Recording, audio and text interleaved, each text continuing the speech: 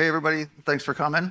I'm Dorian from Imerza, here to talk about data-driven dynamic worlds and large Unreal Engine projects.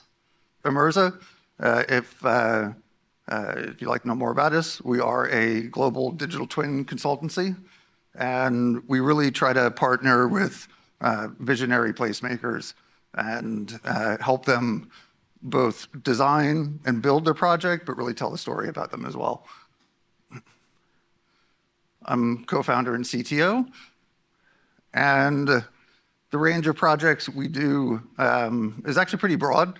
Everything from sales applications, design validators, global or countrywide digital twins, and operational digital twins, large real estate development projects, like one of the ones we're going to be talking about today, as well as experiential marketing centers. The project we're talking about today is one of the projects we're working on in Saudi, called Diriyah. For projects like this, you need both a really talented team to put it together, but also a great client. And without that, projects like this just couldn't happen, period.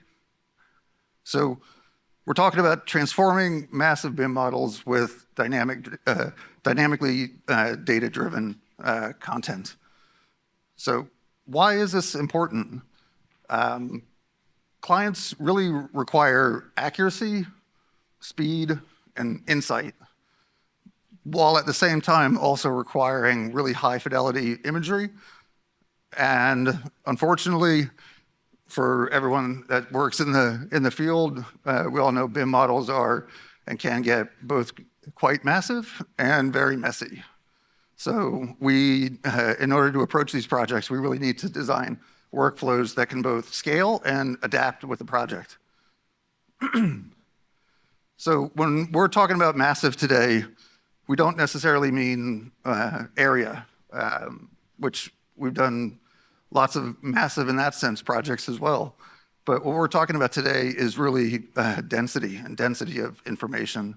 So we're talking about projects with over 1,000 Revit models.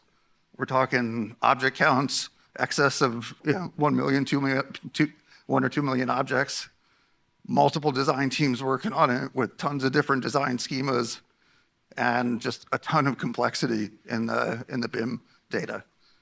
The one we're showing today, technically, it's got just under 3,000 Revit models in it, and is somewhere between 2 and 3 million objects.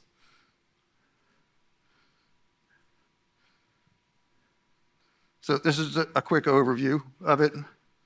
As you can see, it's quite dense with BIM data. All of this running in real time, 4K, over 30 frames a second. Much of it getting streamed in dynamically, which we'll touch on a bit of that in a sec. But the really special thing about it is it's also really high fidelity information. So when we get down to street level, we have high res foliage, we have all the nuts and bolts and every bit of design information in there as well. I'll let this play for a bit. Of course, all the design information, material libraries, foliage libraries, et cetera, all of that is getting specified by the design team and getting generated dynamically based off that data and replaced in Unreal with higher res assets. So I'm going to touch on 3 major topics today. First one being BIM optimization and processing. The second one, connecting to the data, and then manipulating the models based off that data. So some general best practices for optimizing the BIM is, first and foremost, plan for your use cases. That's the number one critical thing. If you don't have a plan in place, you don't know what you're going to be doing on the other end, it's never going to work out. We collaborated really closely with the client to define all of this information, and then things went quite swimmingly. Another really good point is to merge as much of your geometry as you can based on those use cases you've defined. So whether it's level, discipline, class, material, try and merge geometry to condense some of it, and strip any unnecessary elements. So if you know your use case, say I'm just making stuff up, say you're not going inside, you can strip out all the furniture in a BIM model, things like that. And depending on how you're processing things, you definitely want to preserve your metadata in an external database. So Unreal meets bad BIM. Yeah, so one of obviously BIM has been around for a while now. It's well used in the industry, but unfortunately, BIM data is never totally perfect. It's never totally correct. So when that's coming into Unreal, you have to plan for all those different edge cases. And best practices: check early, check often, see what pitfalls you might be coming up against in the future. So we have a validator that processes all the BIM models, lets us know there's X number of objects without materials, there's X number of things that don't have layers assigned, et cetera, and gives us some insight so we can then address it however we see fit. So in order to do this, we needed to extend the Datasmith exporter. So if anyone's worked with the code in Datasmith, there's a lot of to-dos there, and Datasmith likes to make a lot of assumptions about things that we don't necessarily agree with. So being able to define that and then define that on our own means it won't be a battle from the ground up in the future. And Epic being so kind with the code open source means that whatever we don't like, we can just change. So this is just a quick example here, bringing a Navisworks model, a collection of Revit models.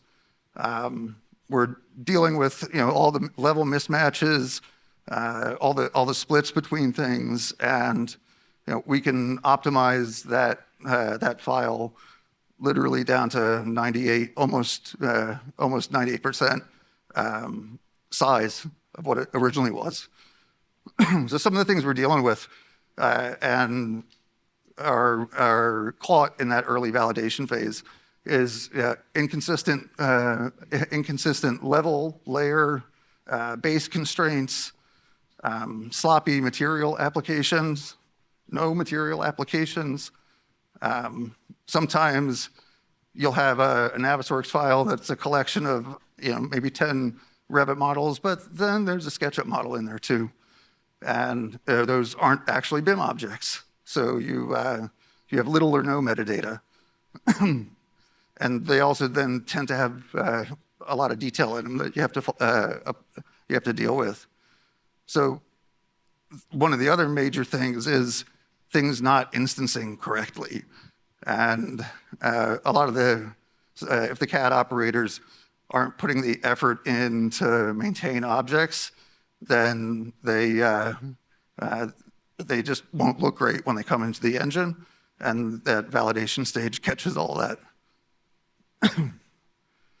So our general pipeline, we have a connector to ACC that we're then doing two things. We're validating, like we just spoken about. We're then syncing the data down.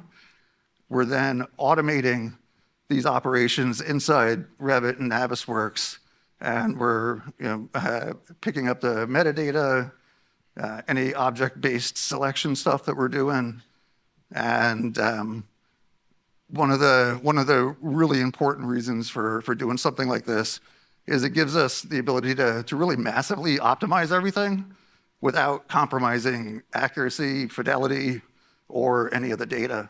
And the other critical requirement is that all of this stuff needs to be updated regularly. So whether that's monthly, weekly, whatever the case may be, this automated pipeline really deals with a lot of that. So in our eyes, at least 80% of a import pipeline on projects like these has to be automated. Because in all honesty, if it wasn't, humans are just going to fuck it up, and robots will obey. So in this export pipeline, we're also tagging everything. We're tagging everything with anything that we think might be useful, whether it's Revit categories, materials, levels, asset IDs, et cetera. And we're doing this in our exporter because generally both Revit and Navis are pretty slow to process this sort of information. And we split it off to on the import side because Unreal could just handle it faster.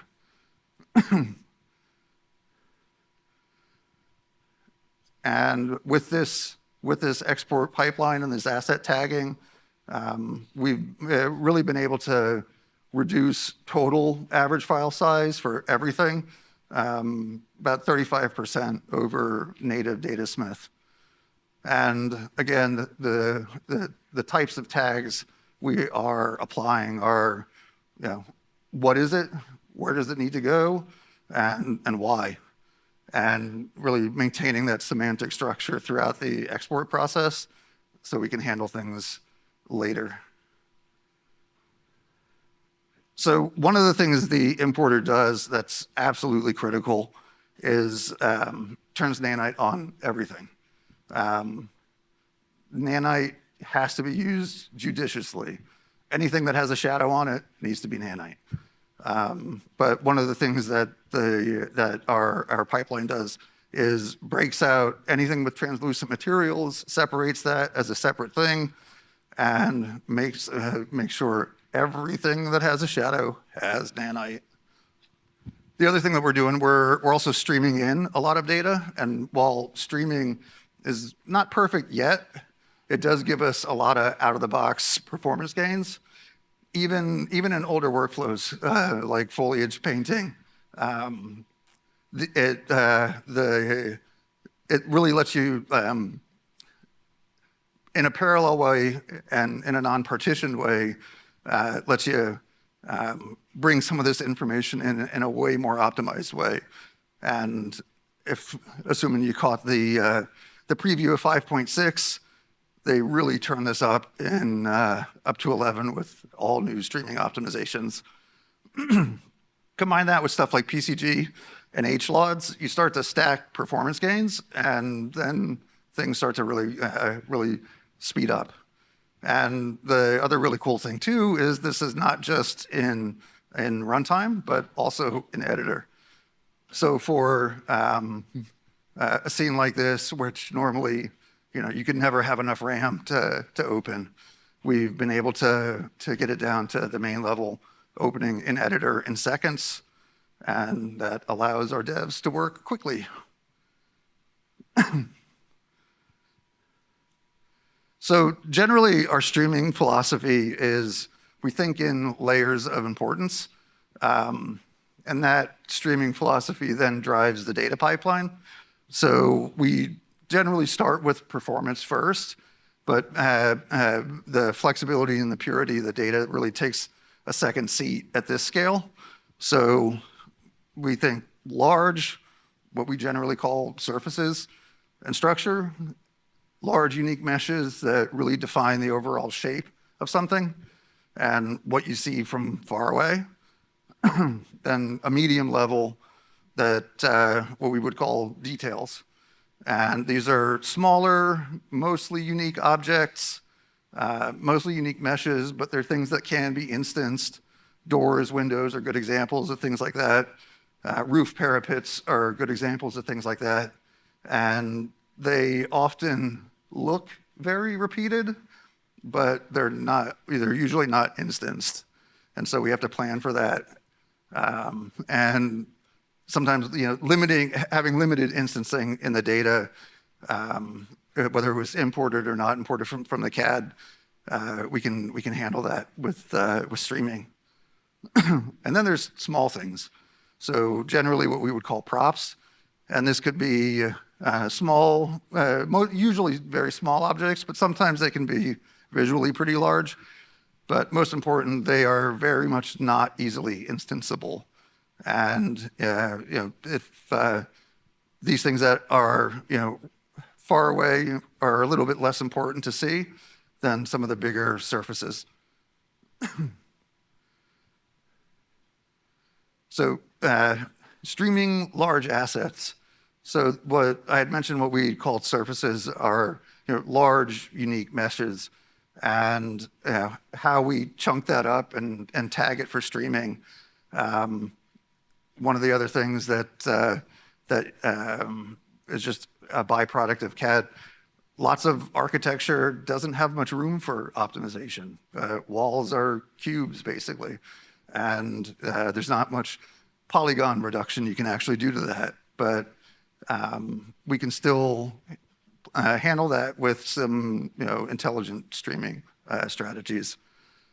But you can still have lots of low poly objects, but lots of them, millions of them. And so what this allows us to do is really control that visibility effectively across the whole project. So generally, by the time we're done with it, our result is almost 100 times fewer meshes, no empty actors. Empty actors can really mess up streaming if you were to wear in other world partition systems. And it's also really important that all of the metadata is then transferred to the tags to these new mesh actors. So another streaming strategy we use is HLODs. And HLODs are a really quick way to generate and allow distant objects to still remain visible. Another thing to touch on and why instancing fails for a lot of things is there may be a lot of very, very similar objects, but they've got like custom rotations on them and custom attributes to them that they just can't be instanced. And if there's no HLOD generated for some of this stuff, it just streams in and out, fairly close to the viewer.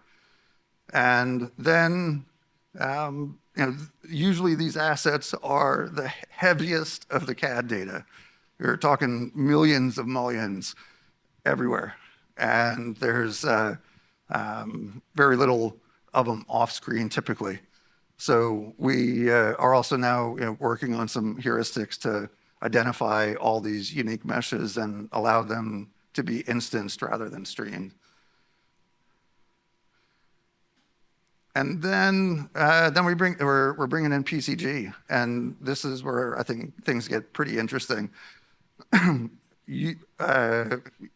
Originally or historically, we would have been streaming all of this stuff in, but unfortunately, the levels are huge just due to object count alone and how many objects are in the outliner, and that's when performance tends to tank.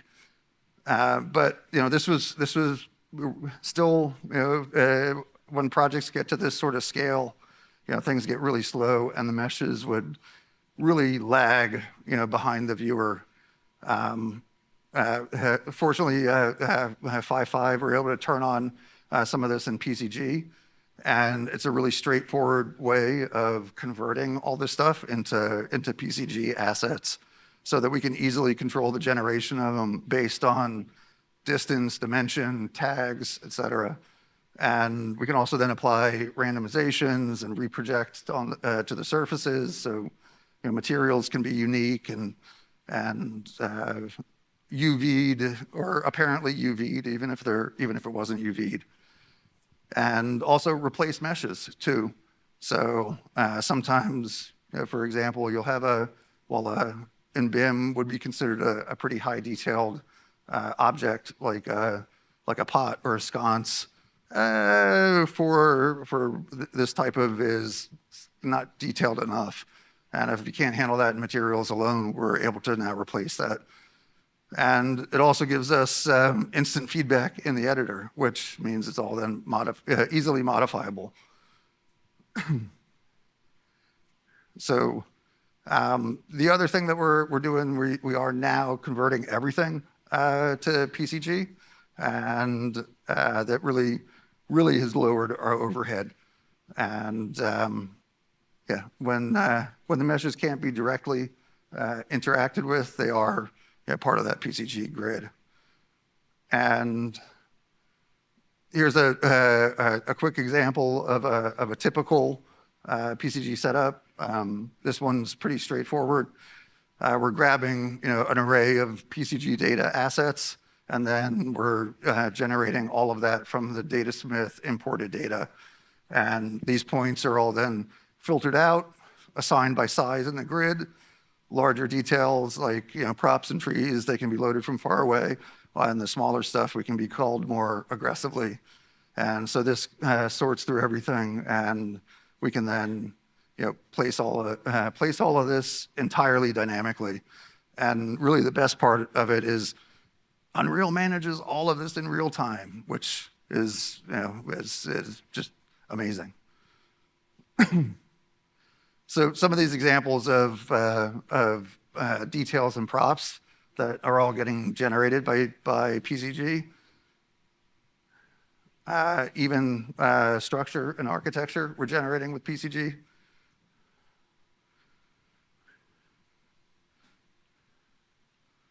And here's some of the distance-based culling, which is just fantastic, which we can now do even if it's not in an HLOD. And then it's gone. So now that we've got all of this information in, we've got it all tagged appropriately, we've got all the data that we need in the BIM model to do something with it. We now then have to we have to connect it to data. And to do this, we're typically merging multiple data sources, whether it's Primavera scheduling data.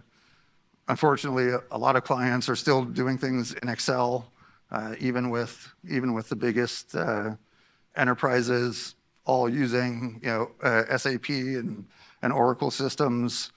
There's always an Excel sheet that sneaks its way in there somewhere, and we have to plan for that one, as well as SQL databases, MySQL databases, and we kind of have to consolidate all of that into one thing to then drive animation and visibility, and even we're using that to feed into our model filtering. So general basic pipeline here, we're bringing in file-based things together, connecting that in an API connector array, essentially, converting that into a new SQL database. We're then taking object storage for things like images and media and whatnot, and then bringing that through our API into Unreal. And what this really allows us to do is really have massive amounts of optimization without compromising the accuracy that we're doing. Then one of the other things that we're doing, we're bringing that into a native Unreal data table, and we're doing this for speed, really. Those data tables work really well with blueprints and generally operate just a little bit faster. So then it comes to doing stuff with all these models and this data and manipulating the BIM. one example of that we're doing in the project that I'm about to show you is we are visualizing construction phases, and to do that we're mapping Navis task IDs to all the tag meshes, which gives us the ability to, with a really simple slider, scrub through and see where things are, which then allows the team to then catch coordination issues and do that at a really high level. So a pretty simple example on how to gather and then organize that model data.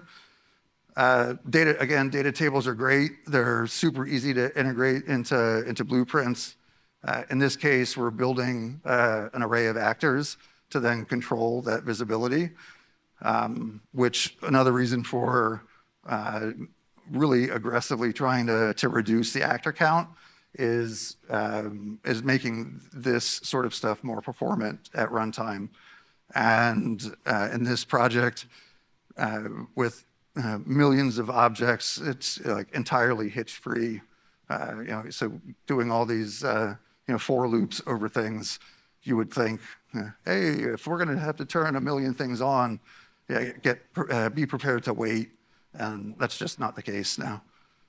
And this has been it's worked out quite well. And then the other thing that we can do once we've really come up with a really intelligent way of tagging everything, we can then find all the actors with those tags, and we can then dive deeper. We can see what's conforming, what's not conforming, and we can simplify the structure into something that can be manipulated with an integer. Whereas in typical construction scheduling software like Synchro or whatnot, you're dealing with a lot of different data types and things, and trying to manipulate the models like that.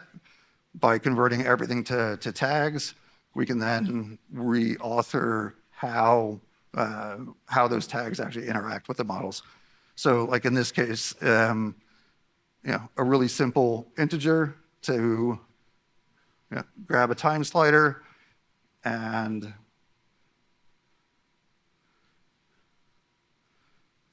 turn off millions of objects on and off. These are just some images, but I'll show it to you running here in a second. And even spawning new things like vehicles and things like that.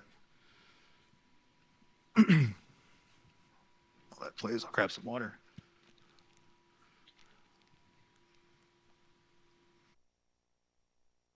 As you can see, this is video, and it's all turning on as fast as I was flipping through those slides. And in just those couple buildings alone, that was probably a couple 100,000 objects individually. So how to render 2 million objects without actually rendering 2 million objects? Some ways that we're doing this, now that we have this really defined system with tags, we can then apply rules to this, what to include and what not to include. So that hierarchical tagging and visibility logic, we can then say, okay, if something is behind something else, we can turn it off if we don't need to. So the method we tend to take is be really smart about how we're streaming it rather than brute forcing it. And like I was talking about earlier, we're using that view-based culling and tag filtering to then adapt and thin the scene out.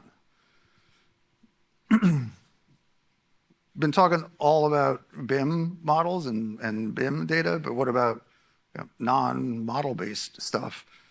What's really cool is we can then also use that same system of tags in other things, media assets, UI elements and components, videos, etc. So here's an example of a pretty straightforward blueprint to sort through all those non-geometry assets using the same tags that the geometry is using. So that, for example, we can come in, we know what district we're in, we know what projects we're looking at, and we can sort and filter a gallery based off all those same tags.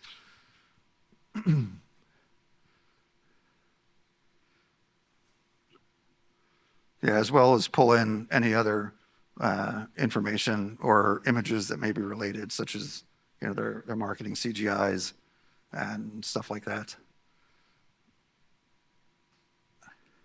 And that also works with UI elements and generated non-model things. So in this case, generating splines and coloring things, coloring objects by tag, but we can also then filter in and show detailed information in the user interface on a per project level, on a per object level, whatever it might be. We can all access it through that tagging system.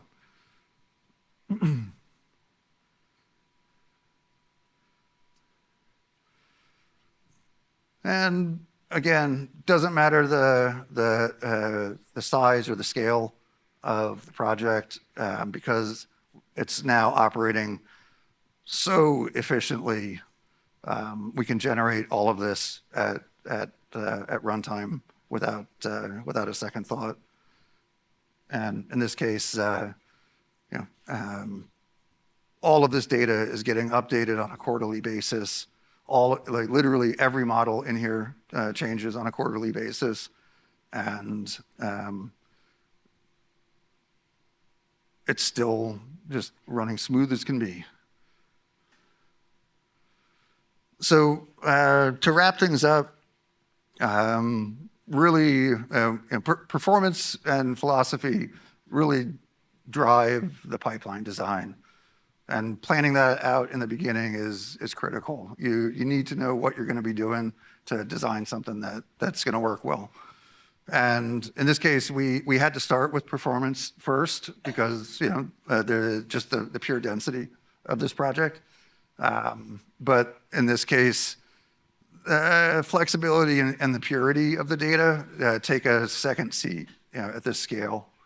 And I know I mentioned it earlier, but it is absolutely critical to work directly with the client to define all of those goals, but then also to define and validate the BIM data, which in this case has been a huge win for us, but also for them.